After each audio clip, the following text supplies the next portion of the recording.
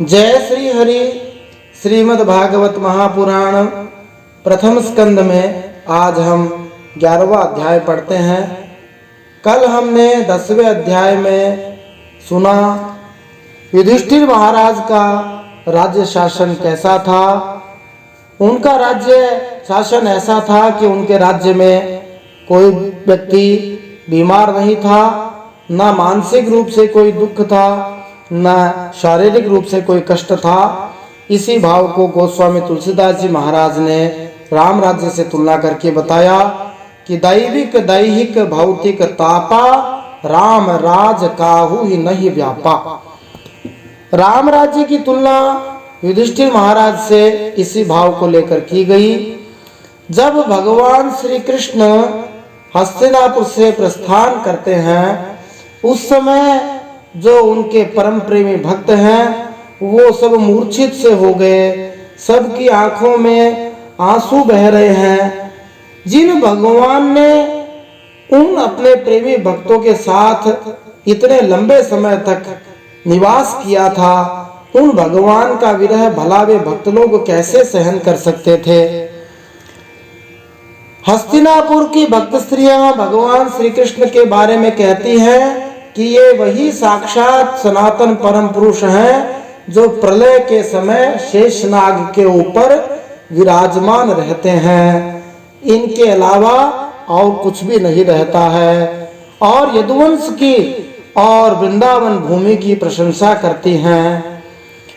भगवान श्री कृष्ण कुरुजांगल, पांचाल, सूरसेन, ब्रह्मावर्त, कुरुक्षेत्र, मत्स्य, सारस्वत और मरुधन्व आदि देशों को, सौवीर और आबिर देश के पश्चिम भूमि को पार करके द्वारका पहुंचे थे।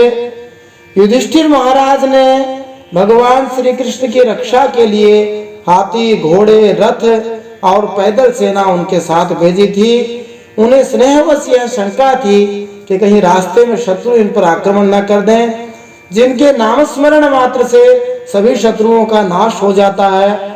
उन भगवान पर भला कोई आक्रमण कर सकता है क्या? परंतु भक्तों का भाव सदा ही ऊंचा होता है। भक्त भगवान की रक्षा करते हैं और भगवान भक्तों की सदा ही लाज रखते हैं। आज हम 11वां अध्याय सुनते हैं। इस अध्याय में हम इन प्रश्नों के उत्तर प्राप्त कर सकते हैं। पहला प्रश्न, भगवान श्री कृष्ण के शंख का क्या नाम है, इसकी महिमा क्या है।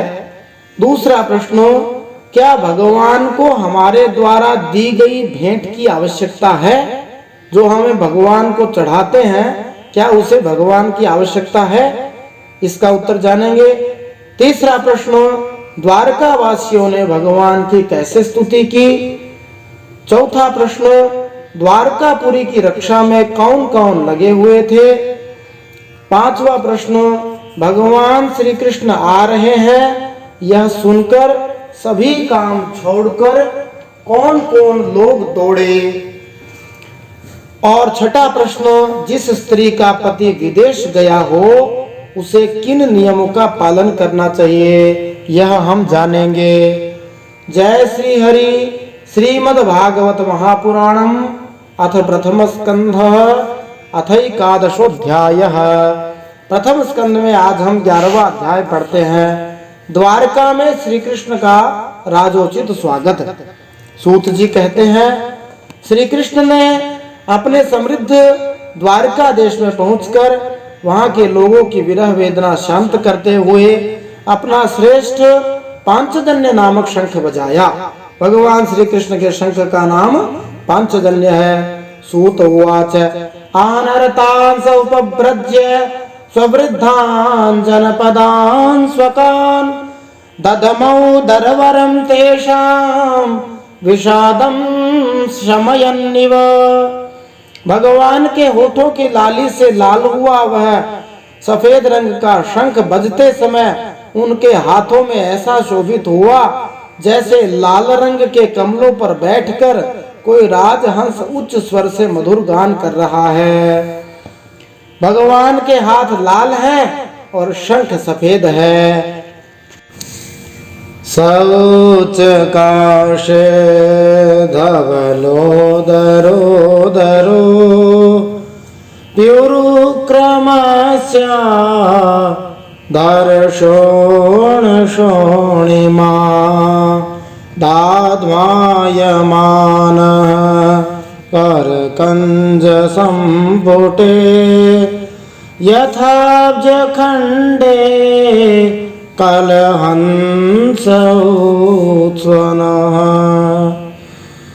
भगवान श्री कृष्ण के शंख की वह ध्वनि संसार के भय को भी भयभीत करने वाली है, अर्थात संसार के भय को भी डराने वाली है, अर्थात भक्तों को निर्भय करने वाली है।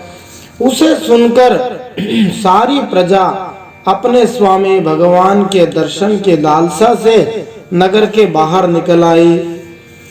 भगवान श्री कृष्ण आत्माराम हैं, वे अपने आत्मलाभ से ही सदा सर्वदा पूर्ण काम है। फिर भी जैसे लोग बड़े आदर से भगवान सूर्य को भी दीपदान करते हैं, वैसे ही अनेक प्रकार की भेंटों से प्रजा ने श्री कृष्ण का स्वागत किया। तो भगवान को हमारी भेंट की आवश्यकता नहीं है, फिर भी जैसे सूर्य भगवान को दीपदान किया जाता है, वैसे ही भक्त लोग अपने भाव से भगवान को भेंट करते हैं और भगवान उसको स्वीकार भी करते हैं। पत्रम पुष्पम फलम तोयम यो में भक्त्या प्रयच्छति, ये भगवान की प्रतिज्ञा भी है। तदहम भक्ति परितमस्नामि प्रयतात्मनः, ये भगवान स्वयं कह रहे हैं भगवत गीता में। तो तामुपाश्रुत्य निनदं जगद् भय भयावहं प्रत्योद्ययुः प्रजाः सर्वा भर्तृदर्शन लालसाः तत्रोपनीतबलयो रवेर्दीपमिवादृताः आत्मारामं पूर्णकामं निजलाभेन नित्यदा। सबके मुख प्रसन्नता से खिल उठे, वे प्रसन्नता से वाणी से सबके सुहृद और संरक्षक भगवान श्री कृष्ण की ठीक वैसे ही स्तुति करने लगे जैसे बालक अपने पिता से अपनी तोतली बोली में बातें करते हैं। और जब तोतली वाणी में बच्चा अपने पिता से बात करता है तो पिता प्रसन्न होते हैं। ऐसे ही हम भी भगवान की स्तुति अपनी तोतली भाषा में ही कर रहे हैं, अर्थात टूटे फूटे शब्दों में भगवान की प्रशंसा कर रहे हैं, भागवत जी का अध्ययन कर रहे हैं। भगवान इसको सुन के प्रसन्न हो रहे हैं, ऐसा पूरा विश्वास है। प्रीत्युत्फुल्ल मुखा प्रोचुर हर्ष गदगदया गिरा पितरं सर्व सुहृदं अवितारमिवार्भकाः। वे भगवान से कहते हैं, हम आपके उन चरणों को सदा सर्वदा प्रणाम करते हैं जिनकी वंदना ब्रह्मा जी, शंकर भगवान और इंद्र तक करते हैं, जो इस संसार में कल्याण चाहने वालों के लिए सबसे बढ़िया आश्रय है, जिन चरणों की शरण लेने पर काल भी एक बाल तक बांका नहीं कर सकता।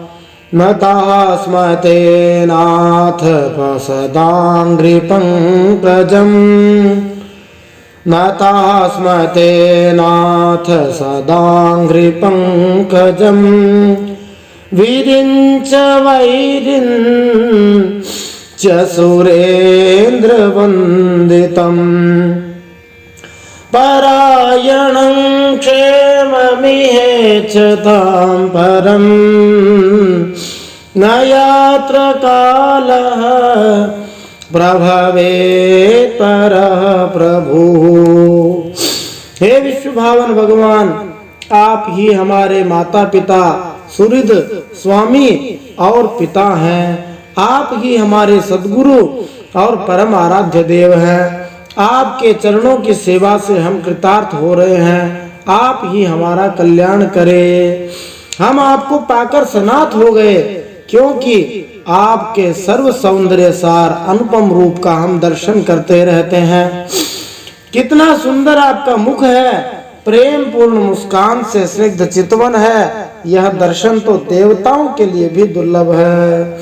भवायनास्त्वं भव विश्वभावन त्वमेव माता थसुरेत्पति पिता त्वं सद्गुरुर्ना परमं च दैवतं यस्यानुवृत्त्या कृतिनो बभूविम अहो सनाथा भवता स्मयद्वयम्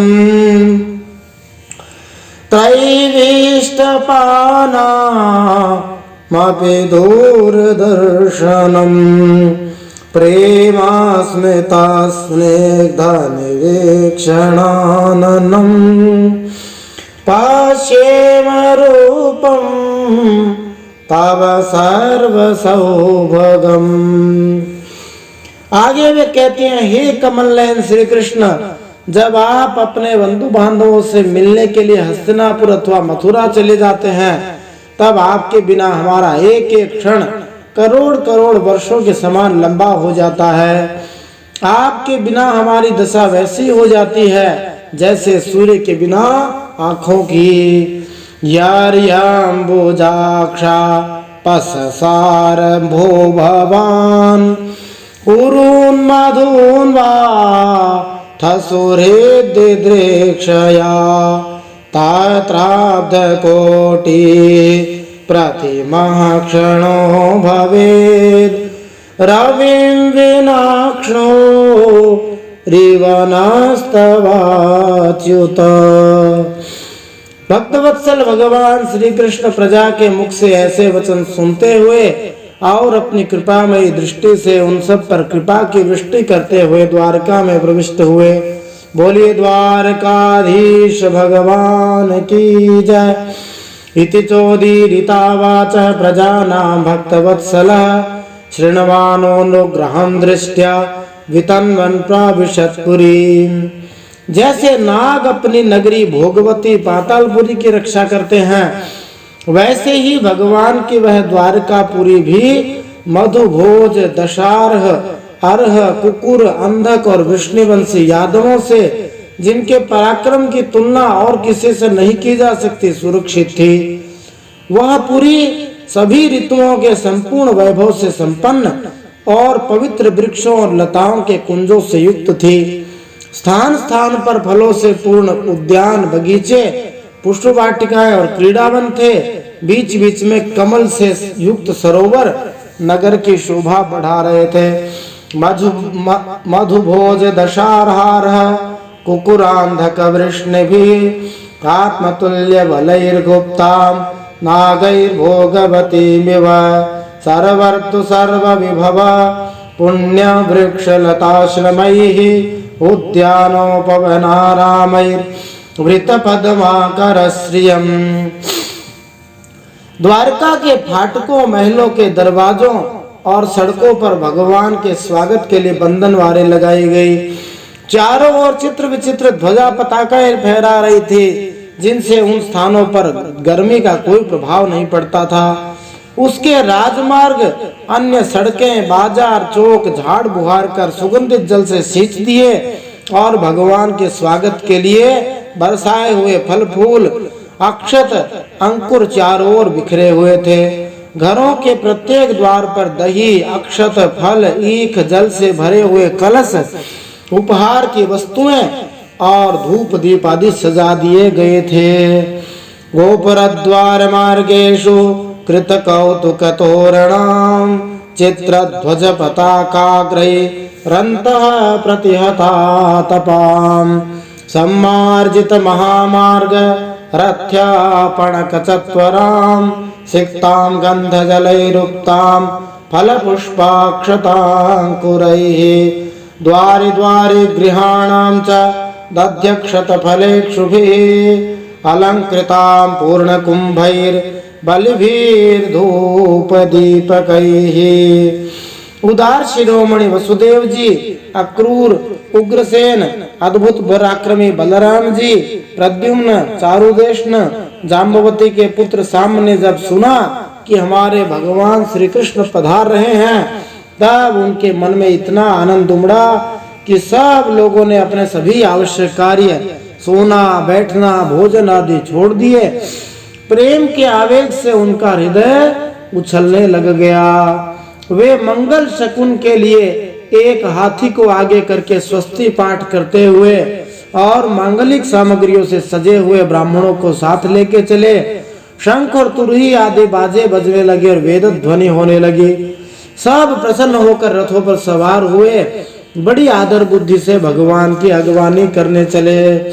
निशम्य प्रेष्ठमायांतम वसुदेवो महामनाः अक्रूरश्चोग्रसेनश्च रामश्चाद्भुत विक्रमः प्रद्युम्नश्चारुदेष्णश्च साम्बो जाम्बवती सुतः प्रहर्ष वेगोच्छसित शयनासन भोजनाः वारणेन्द्रं पुरस्कृत्य ब्राह्मणैः ससुमङ्गलैः शङ्खतूर्य निनादेन ब्रह्मघोषेण चादृताः प्रत्युज्जग्मो रथैर्हृष्टाः प्रणयागत साध्वसाः।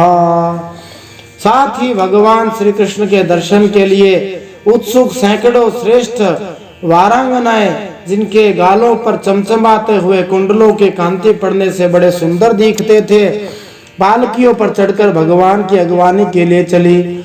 बहुत से नट, नाचने वाले, गाने वाले, बिरद बखानने वाले, सूत, मागध, बंदीजन भगवान श्री कृष्ण के अद्भुत चरित्रों का गायन करते हुए चले।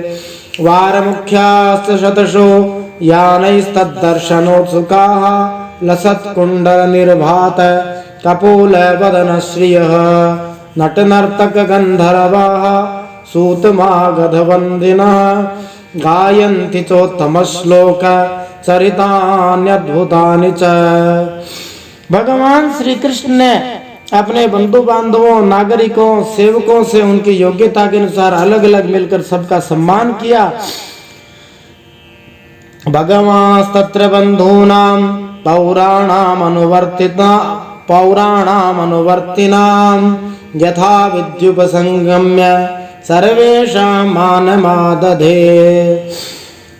किसी को सिर झुकाकर प्रणाम किया, किसी को वाणी से अभिवादन किया, किसी को हृदय से लगाया, किसी से हाथ मिलाया, किसी की ओर देखकर मुस्कुरा भर दिया और किसी को केवल प्रेम भरी दृष्टि से देख लिया। जिसकी जो इच्छा थी उसे वही वरदान दिया। इस प्रकार चांडाल पर्यंत सबको संतुष्ट करके गुरुजन, सपत्नीक ब्राह्मण और वृद्धों का तथा दूसरे लोगों का भी आशीर्वाद ग्रहण करते एवं बंदीजनों से वृद्धावली सुनते हुए सबके साथ भगवान श्री कृष्ण ने नगरी में प्रवेश किया।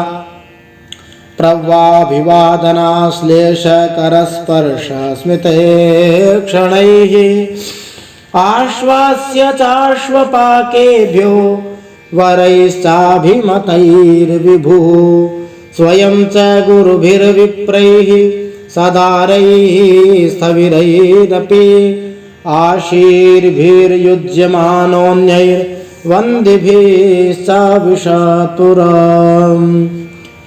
जिस समय भगवान राजमार्ग से जा रहे थे, द्वारका की स्त्रियां भगवान के दर्शन को ही परमानंद मानकर अपनी अपनी अटारियों पर चढ़ गई। भगवान का वक्षस्थल साक्षात सौंदर्य लक्ष्मी का निवास स्थान है। उनका मुखारविंद नेत्रों के द्वारा पान करने के लिए सौंदर्य सुधा से भरा हुआ पात्र है। उनकी भुजाएं लोकपालों को भी शक्ति देने वाली है। उनके चरण कमल भक्त परमहंसों के आश्रय हैं। उनके अंग अंग शोभा के धाम है। भगवान की इस छवि को द्वारकावासी नित्य निरंतर देखते रहते हैं, फिर भी उनकी आंखें एक क्षण के लिए भी तृप्त नहीं होती। राजमार्गं गते कृष्णे द्वारकायाः कुल स्त्रियः हर्म्याण्यारुरुर्विप्र तदीक्षण महोत्सवाः नित्यं निरीक्षमाणानां यदपि द्वारकौकसां नैव तृप्यन्ति दृशः श्रियो धामाङ्गमच्युतं श्रियो निवासो यस्योरः पानपात्रं मुखं दृशां बाहवो लोकपालानां सारंगाणाम पदाम्बुजम। द्वारका के राजपथ पर भगवान श्री कृष्ण के ऊपर श्वेत वर्ण का छत्र तना हुआ था। श्वेत चंवर डुलाए जा रहे थे। चारों ओर से फूलों की वर्षा हो रही थी। भगवान ने पीतांबर और वनमाला धारण की हुई थी। वे ऐसे लग रहे थे मानो श्याम मेघ एक ही साथ सूर्य, चंद्रमा, इंद्रधनुष और बिजली से शोभायमान हो गया हो। सीतात पात्र यजनैरुपस्कृतः प्रसून वर्षैरभिवर्षितः पथि पिशंगवाषा वनमालया बभौ घनो यथार्को डुपचाप वैद्युतैः। सबसे पहले भगवान अपने माता पिता के महल में गए। उन्होंने बड़े आनंद से देवकी आदि सातों माताओं को चरणों पर सिर रखकर प्रणाम किया। माताओं ने उन्हें अपने हृदय से लगाकर गोद में बैठा लिया। स्नेह के कारण उनकी माता के स्तनों से दूध की धार बहने लगी। उनका हृदय हर्ष से विवल हो गया और वे आनंद के आंसुओं से भगवान का अभिषेक करने लगी। प्रविष्टस्तु गृहं पित्रोः परिष्वक्तः स्वमातृभिः भवन्दे शिरसा सप्त देवकी प्रमुखा मुदा ताः पुत्रमङ्कमारोप्य स्नेहस्नुतपयोधराः हर्षविह्वलितात्मानः शिशुचुर्नेत्रजैर्जलैः। माताओं से आज्ञा लेकर वे अपने समस्त भोग सामग्रियों से संपन्न सर्वश्रेष्ठ भवन में गए। उसमें 16,000 पत्नियों के अलग अलग महल थे। ये भगवान की भगवत्ता है कि 16,000 पत्नियों के अलग अलग महल बना सकते हैं। जो लोग भगवान से अपनी बराबरी करना चाहते हैं, कहते हैं कि भगवान ने इतने विवाह किए, इतनी रास लीला की, तो हम भी ये करें। उनको ये देखना चाहिए भगवान की सामर्थ्य क्या है और हमारी सामर्थ्य क्या है। अथा विशत्स्व भवनम सर्वकामनुत्तमम प्रासादा यत्र पत्नीनां सहस्राणि च षोडश।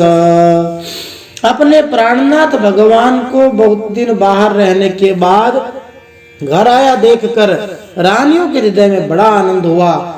उन्हें अपने पास देखकर वे एकाएक ध्यान छोड़कर उठ खड़ी हुई। उन्होंने केवल आसन को ही नहीं बल्कि उन नियमों को भी त्याग दिया जिन्हें उन्होंने पति के विदेश चले जाने पर ग्रहण किया था। उस समय उनके मुख और नेत्रों में लज्जा छा गई। शास्त्र कहते हैं, याज्ञवल्क्य स्मृति में कहा है कि जिस स्त्री का पति विदेश चला गया हो उसे इन नियमों का पालन करना चाहिए। क्रीडाम शरीर संस्कारम समाजोत्सव दर्शनम हास्यम परगृहेयानम त्यजेत प्रोषित भर्तृका त्यजेत प्रोषित भर्तृका। जिसका पति परदेश गया हो उस स्त्री को खेलकूद, श्रृंगार, सामाजिक उत्सवों में भाग लेना, हंसी मजाक करना और पराये घर जाना, इन 5 कामों को त्याग देना चाहिए। क्योंकि इन 5 स्थानों पर जाने से उस विदेश गए हुए पति की पत्नी का मन विचलित हो सकता है और सामने वाले का मन भी विचलित हो सकता है। इसलिए पातिव्रत्य भंग हो सकता है। पत्न्याः पतिं प्रोष्य गृहानुपागतं विलोक्य संजात मनो महोत्सवाः ओतास्तुरारात् सहसासनाशयात् साकं व्रतैर्व्रीडितलोचनाननाः। भगवान के प्रति उनकी पत्नियों का भाव बड़ा गंभीर था।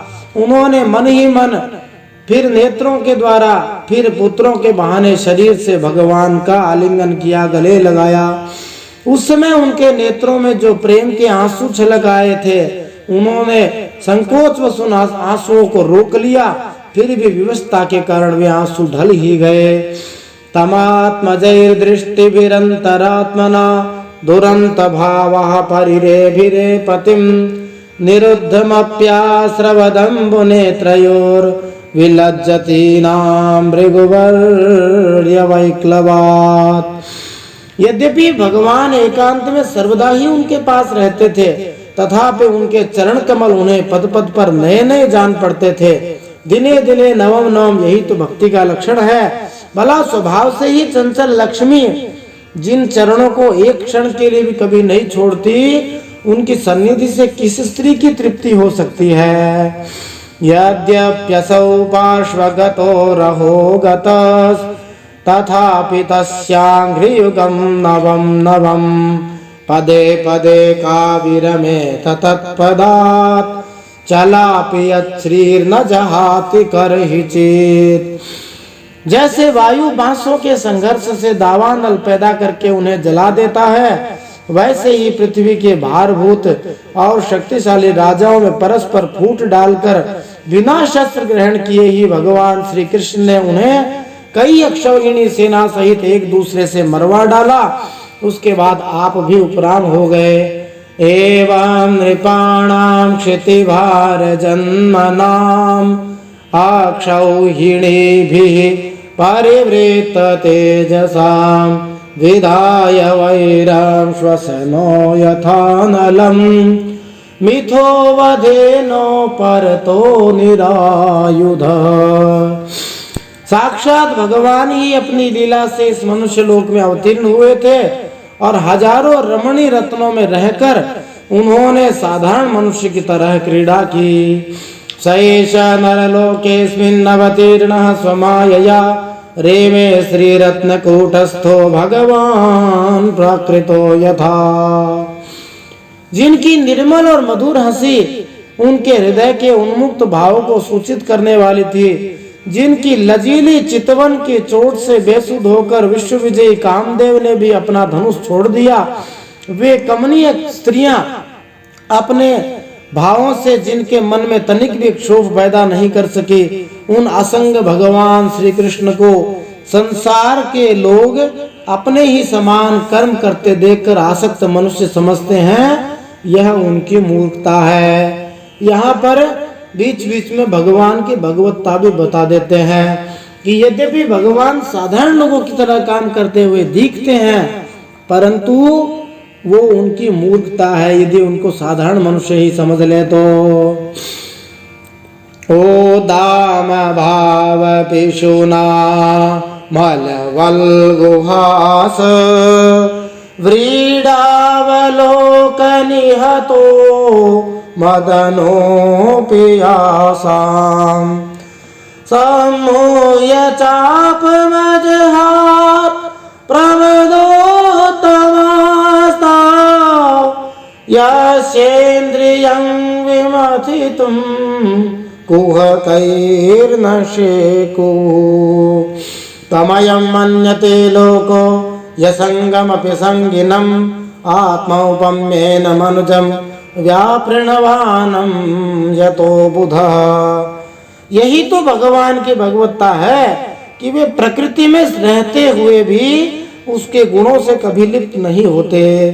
जैसे भगवान की शरणागत बुद्धि अपने में रहने वाले प्राकृत गुणों से लिप्त नहीं होती, वे मूढ़ स्त्रियां भी भगवान को अपना एकांत सेवी स्त्री परायण भक्त ही समझ बैठी थी, क्योंकि वे अपने स्वामी के ऐश्वर्य को जानती नहीं थी। ठीक वैसे ही जैसे अहंकार की वृत्तियां ईश्वर को अपने धर्म से युक्त मानती है। एतदीशनमीशस्य प्रकृतिस्थोऽपि तद्गुणैः न युज्यते सदात्मस्थैर् यथा बुद्धिस्तदाश्रया तं मे निरे बला मूढाः श्रैणं चानुव्रतं रहः अप्रमाणविदो भर्तु ईश्वरं मतयो यथा। इस प्रकार श्रीमद् भागवत महापुराण, जो कि परमहंसों की संहिता है, उसके प्रथम स्कंद के नैमिषीय उपाख्यान में भगवान कृष्ण का द्वारका में प्रवेश नामक 11 अध्याय श्रीमद् नारायण के चरणों में समर्पित हो। श्रीमद् भागवते महापुराणे पारमहंस्यां संहितायां प्रथम स्कंधे नैमिषीय उपाख्याने कृष्ण द्वारका प्रवेशो नाम 11। श्रीमन्नारायणार्पणमस्तु।